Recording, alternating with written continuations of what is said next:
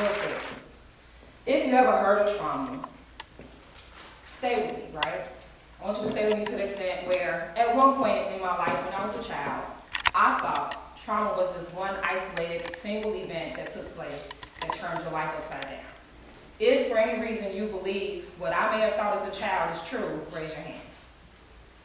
It's a couple of people. Thank you, so I'm not alone.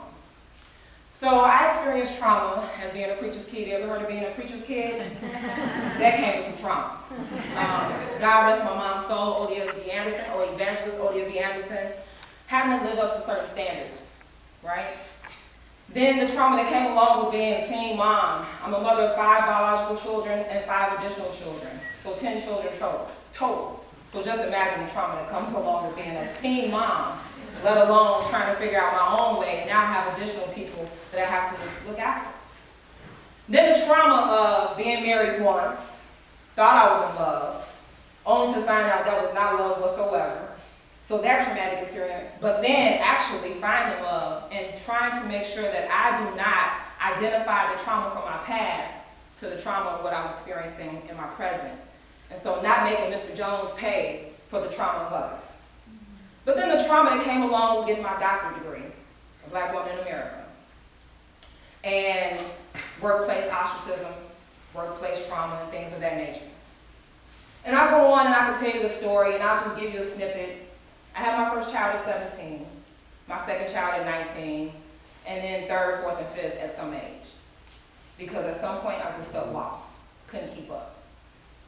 And so when you think about being a teen mom, having a scarcity mindset, being poverty-stricken, having a mental illness, postpartum depression, homelessness, surviving cervical cancer, I probably could wear ribbons for just about every mission there is because I've experienced at some point in time. But if I have to be totally honest, I imagine that I went through so much trauma in my earlier years that I met my trauma quota. Like, life should be real easy from here on out. If for any reason you think that you experienced trauma in your life to the extent where you thought it was going to wipe you completely out, you would think life would be easy, don't you agree? Raise your hand. Yeah, but it wasn't the case whatsoever. And so fast forward, before I even get to acute trauma, September 2nd of 2022, my mother passed away. I was her caregiver. I'm the only daughter of 4, and I'm the youngest, so that was a lot to deal with. That was September 2nd, 2022. 26 days later after my mom passed, my best friend, Mr. Jones, suffered a massive heart attack and stroke. He died in my arms in our bedroom. He died twice on the way to the hospital, and then almost a third time a week later due to a medical mishap. So just imagine, I'm thinking, because I went through so much trauma early on, like I'm good, and then I wasn't. So 2022 was a rough year. And then it got my wheels turning to start thinking about how does my work as a restorative justice practitioner tie to healing from trauma. And so I want you to take this journey with me, because my name is Dr. Shaniqua Jones, and I'm love personified. Most times when we talk about trauma, especially to the extent where it's egregious and heinous and it's consistently happening in every aspect of your life, society will perpetuate hate because of that trauma. And that's the reason why I stand strong that I defy the odds, because I am love personified. And so here we are, we have 7 types of trauma. And I'll talk about them. Today we'll start with number 1, acute trauma. Acute trauma is that one isolated single event that takes place. That acute trauma that I talked about early on, that I thought this was the only type of trauma that existed, is more. And so if you've ever been in a natural disaster or a car accident, raise your hand. And because you raise your hand, you have experienced acute trauma. Number 2 is complex trauma. And up to 8% of the U.S. population is affected by complex trauma. Complex trauma is something similar to acute trauma. Only difference is that it's not this one single isolated event. It's happening time and time again. It's consistent. If it's not daily, it's weekly. If it's not weekly, it's monthly. You get my drift from here. So that's complex trauma. And remind you, 8%, up to 8% is affected by complex trauma. Developmental trauma. Now this is the one that's interesting because we talk about adverse child experiences or adverse community environments, and if you heard of either one of those terms, can you raise your hand so I know I'm not alone? Okay. So when you think about developmental trauma, think about anything that occurs within your home or whatever's in close proximity to your home, in your environment, in your neighborhood, in your schools, in your hospitals, in your religious institutions, or your higher education institutions, however you may see it. Developmental trauma is those things that take place from the time you are born to the time you're 18. And a lot of times you don't even realize you are experiencing developmental trauma until you're older in life, and you do some reflection work, you go into therapy, and you're doing all the things to kind of think about where you were compared to where you are and where you're going. So when you think about developmental trauma, I want you to think about adverse child experiences and adverse community environments. And another two terms we could talk about too, past trauma. You've heard of PTSD, post-traumatic stress disorder.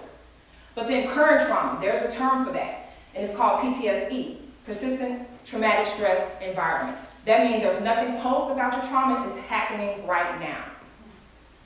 Number 4, and before I go to number 4, number 1 is acute trauma, number 2, complex trauma, number 3, developmental trauma, number 4, historical trauma. I think this one speaks for itself.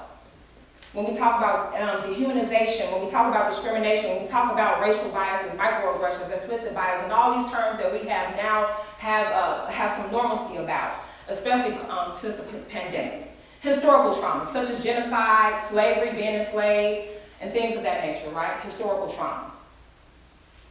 Number 5 is intergenerational trauma. Now this one is also interesting because it's saying that you have been indirectly impacted by trauma because of being in close proximity to people who have had trauma in their life and have normalized this level of dysfunction. That the trauma may not have impacted you directly, but because you live or are around people who have been traumatized, you take on their trauma and their level of dysfunction. And then you start to look around and think of your circle of influence and it doesn't look so good. That's intergenerational trauma. Number 6, repetitive trauma. If you've ever had to go through dialysis, radiation, chemo, and I'll give you a story for this one. The other week I was working on a project, and the project was time consuming and it looked like nothing was coming about of it, and the project manager said, I'm going to pull the plug on this project. Now keep in mind, my husband was in intensive care 105 days. He came home, he is our modern day miracle. But that term alone, we were on a Zoom. I had to turn my camera off. You want to know why? Because the words hearing or that statement of pull the plug sent me into this idea of what repetitive trauma is. Because I remember the doctor saying, you need to pull the plug, Shaniqua. Your husband is a vegetable. You need to pull the plug because he has no quality of life. You need to pull the plug because he's brain dead. And mind you, I'm working. And I'm shaking and I have to turn my camera off because it reminded me of September 28, 2022. So repetitive trauma, again, is not just necessarily thinking about the consistency that is involved in terms of the illness, but how has someone's illness or medical mishap has impacted you to the extent where you're traumatized. Last but not least is vicarious trauma.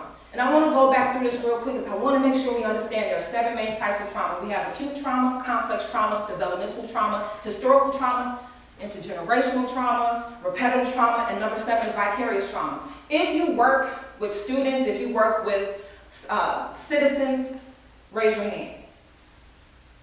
And so vicarious trauma is when you have a work capacity, whether you're in the healthcare field or behavioral field, or you're in service, if you're a police officer, if you're serving in any capacity where you're doing your due diligence as a law-abiding citizen. Vicarious trauma has a way of creeping into your life because what happens is you hear the stories of people who have been traumatized. You hear their backstories, you hear their inadequacies, you hear about their poverty mindset or being poverty-stricken, or you hear about violent acts of crime or some type of abuse, and because you're hearing all this, you're now impacted by vicarious trauma. And if you're not careful and don't find the balance in that, you'll find yourself in a situation that is very disheartening. Now, I just want us to take a moment. Because of the church girl in me, born and raised Church of God in Christ, I remember being a preacher's kid, and the preacher will always say, turn to your neighbor. So guess what we're about to do?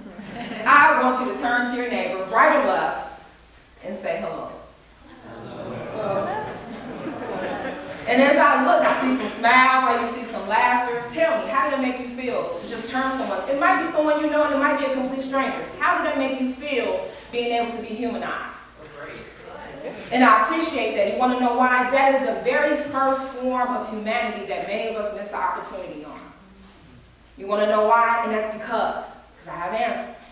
We have to-do lists in our head. We're in close proximity to people to the extent where we have all these things going on, we miss out on those simple opportunities to engage someone. And that hello today can turn into how are you tomorrow. And that how are you tomorrow can ask how has your day been? Or what is your name? What are you interested in? And now we can have meaningful relationships and we can build capacity. And I'll talk about that a little later on. But when we think about that opportunity to say hello, for me, hello equates to humanity. And I want us to sit on that for 1 second. Now, because we have the heaviness of talking about the problems and such trauma and the 7 main types of trauma, and some of us may have even been triggered, some of us may even thought about a situation that we thought we had forgot about. So what I want us to be able to do is talk about the healing, which is the solution. If we could talk about problems, we need to be able to talk about solutions as well. And so restorative justice. If you ever heard of restorative justice, raise your hand. I think this is very interactive. We're raising our hand at some point in time, right? Thank you. Restorative justice is more than a theoretical framework. It's more than a philosophy. It is a way of life. It is an opportunity to heal from trauma. Give you an idea so we can have a clear definition as a whole. Restorative justice is saying that is reactive. There's a problem, there's a circumstance, there is a disruption, someone was harmed, whether it was something that was said or something that was done physically. There was a disruption in this community, whatever that community or environment looks like. And now the 2 questions we need to ask is, what is it that the people need to be whole again or as whole as possible? That's also saying, too, we live in a day and age where we want to tend to think about what is that person that may be deemed the victim, what is it that they need? But we also need to think about the person who caused the harm, too. We got to get to the root cause of what's happening so that, we could be whole again or as whole as possible. So now that we have a definition, I want to talk about the 5 Rs of restorative justice. Starting with radical love. If you ever heard of Bell Hooks, let me know.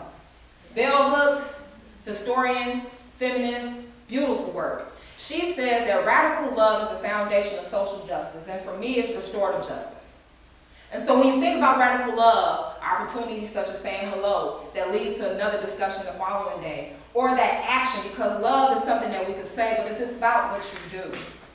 It's about being able to engage. It's about being able to hold yourself accountable, but be able to hold others accountable as well, to the extent that it's received. That many times when we think about confrontation, we think about the negative side of confrontation, but there's a positive side if we do it restoratively. It's saying that because I see you and you see me, there's a disruption and I don't want this to go any further. Radical love from a restorative lens is saying, what is it that we both need so that we can tend to do the work that's needed to build capacity, build social capital. That's radical love, number 1. Number 2 is reciprocity that builds off radical love. Reciprocity. Let me ask you a question. Have you ever given to someone with the idea or with hesitation when you gave it? If so, raise your hand. We can be honest, this is our safe and brave space. And I'm going to be honest with you. Don't do it no more. If for any reason, when we talk about reciprocity from a restorative lens, if you have hesitation about what you give, don't give it. Because it's not given wholeheartedly, it's not from a place of radical love. Reciprocity is saying that I have a resource, you have a resource. I have a strength, you have a strength. I have a need for improvement, and so do you. And so that even exchange is that I may have something you need and vice versa, and it might not be the same thing, and it might not be at that particular time, but I know I can count on you because you can count on me because of the first 2 R's, radical love, and now we're talking about reciprocity. Now we have Reimagining Education. I know many of us think education only happens in the 4 walls of educational institutions, whether that's K through 12 or higher ed. But everywhere you go, you can learn. Everywhere you go, you can grow. That sounds pretty good. I want us to understand that we got to get back to the basics. We got to get back to understanding that we need to have soft skills. We need to have hard skills. We need to have tangible skills so that no matter where we are in our lives or in our journey, we are going to be able to sustain and we can thrive and not be in survival mode. Redefine the village. I grew up in a neighborhood, Harvey World, where you had to make sure that if something went right at school, everybody knew. If something went wrong, everyone knew. And by the time I got home from my school to my household, the janitor who lived in our neighborhood scolded me, the lunch lady who lived in our neighborhood scolded me, and I'm just like, dang, by the time I got home, I'm beaten down like, Mom, you don't even have to do anything else. I'm good, I learned a lesson. That's Redefine the Village. Restore humanity. You want to know what you did today? You had an opportunity in that simple act to restore humanity by looking at your neighbor, whether you know them or not, to humanize yourself in order to humanize someone else by saying hello. I am ecstatic to know that I can stand here today as a living witness that I don't care what traumatic experience you've had in your life, any event, any form of that trauma, the 7 main types, maybe 1, 2, 3, maybe all, adverse child experiences or adverse community environments, that I'm a living witness that you can live and you can thrive. You don't have to be in survival mode, and you can love wholeheartedly. And so my life reflects a journey not shared as a soul not healed. What's the point of going through anything you ever have to go through if you're not going to be willing to share it with one person? And so I'll leave you with this. My name is Dr. Shaniqua Jones. I'm love personified. Hello.